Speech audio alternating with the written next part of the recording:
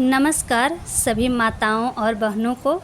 स्वागत है आपका मेरे चैनल कृष्णा की करुणा पर, जो भक्ति और ज्ञान से भरा हुआ है।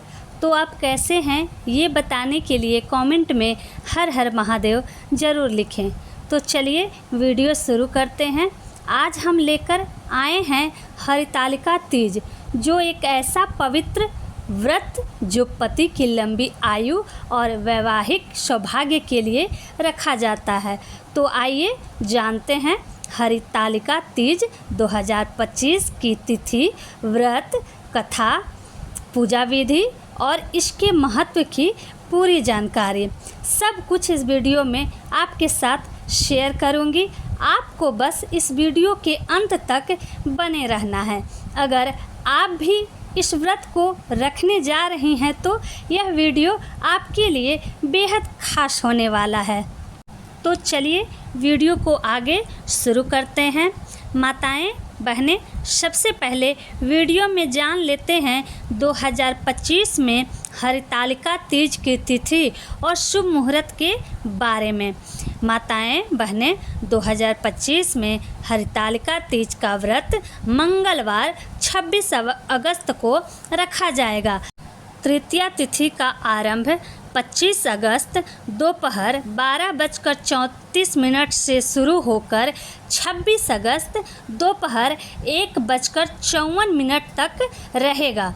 इस दिन सुबह 5:56 से 8:31 तक पूजा का शुभ मुहूर्त है और प्रदोष काल में शाम 6:49 से 7:11 तक भी पूजन किया जा सकता है।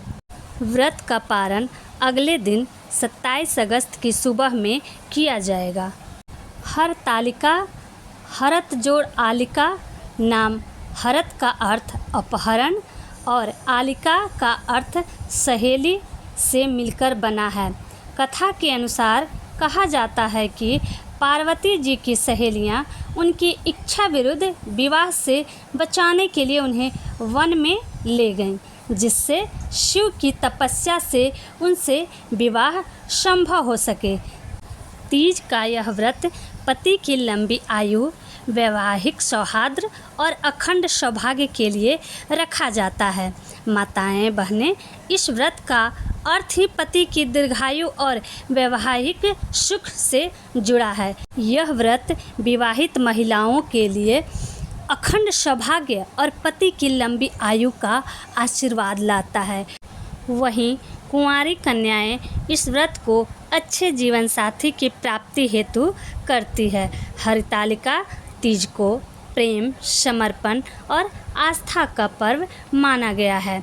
माताएं, बहनें, अब आगे की वीडियो में हरितालिका व्रत की पूजा विधि को जान लेते हैं।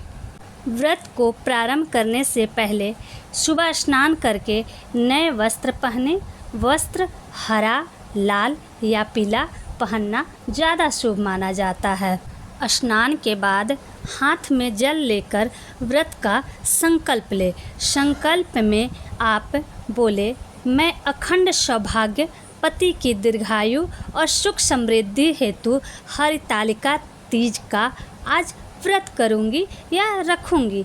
इस तरह का संकल्प आप व्रत के दिन लेकर व्रत को प्रारंभ करें। अब पूजा स्थान पर गणेश, शिव, पार्वती की मूर्ति स्थापित करें। गणेश जी की आराधना करें। इसके बाद गौरी शंकर को मंत्रोच्चारण से पूजन करें। पूजन धूप, दीप, नैवेद्य, फूल, जल, चंदन आदि अर्पित करें। माता पार्वती और भगवान शिव को बेलपत्र, धतूरा और आँख का पुष्प चढ़ाना शुभ माना जाता है। अब पार्वती माता को 16 श्रृंगार, चूड़ी, बिंदी, सिंदूर, मेहंदी, काजल, पायल, हार, इत्र आदि अर्पित करें। इस तरह गणेश, शिव और पार्वती की सारी पूजन करने के बाद महिलाएं हरितालिका तीज की कथा का पाठ करें। अगर पाठ नहीं कर सकती हैं तो कथा का श्रवण अवश्य करें। आप मेरे इस वीडियो को देखकर भी कथा का श्रवण कर सकते हैं। माताएं बहनें, यह व्रत निर्जला उपवास के साथ किया जाता है, जल भी ग्रहण नहीं किया जाता है। माताएं बहनें, अब आगे की वीडियो में मैं आपको हरितालिका व्रत की संपूर्ण कथा विस्तृत रूप में बता देती हूँ, जैसी परंपरागत रूप से व्रत के दिन सुनी और सुनाई जाती है। तो चलिए कथा को शुरू करते हैं। प्राचीन समय में राजा हिमालय की पुत्री पार्वती बचपन से ही भगवान शंकर को अपने पति के रूप में पाने का संकल्प कर चुकी थी। उन्होंने भगवान शिव को पाने के लिए घोर तपस्या भी आरंभ कर दी थी। उधर राजा हिमालय अपनी पुत्री का विवाह भगवान विष्णु से कराना चाहते थे। जब माता पार्वती को यह समाचार मिला तो वे अत्यंत दुखी हो गई।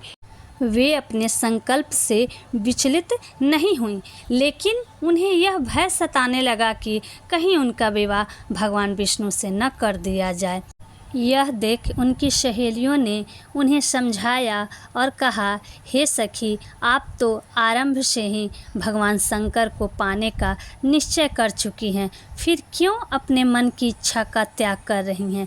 यदि आप चाहें तो हम आपको यहाँ से ले चलें ताकि आपके पिता जबरन विवाह न करवा सकें। ऐसा कहकर उनकी सहेलियाँ पार्वती जी को वन में ले गईं। वहाँ घने जंगलों में माता पार्वती ने कुटिया बनाकर कठोर तपस्या आरंभ कर दी। उन्होंने जल और अन्न का त्याग भी कर दिया, यहाँ तक कि नींद भी छोड़ दी।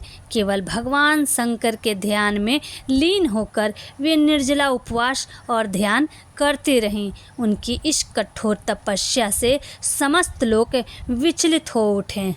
देवताओं ने भी यह दृश्य देखकर सोचा कि माता पार्वती का यह तप अवश्य ही सफल होगा। कुछ समय पश्चात भगवान शिव उनके सामने प्रकट हुए और बोले, हे पार्वती, तुम्हारी यह कठिन साधना और अडिग निष्ठा से मैं प्रसन्न हूँ। मैं वचन देता हूँ, मैं तुम्हें अपनी अर्धांगिनी बनाऊँगा। इस प्रकार माता पार्वती को उनके तप का फल मिला और भगवान शिव ने उन्हें पत्नी के रूप में स्वीकार किया और इस तरह भगवान शिव का पार्वती को पत्नी बनाने की घटना को हरितालिका नाम दिया गया। सहेलियों द्वारा हर कर ले जाने और तपस्या करने के कारण इस व्रत को हरितालिका तीज कहा गया।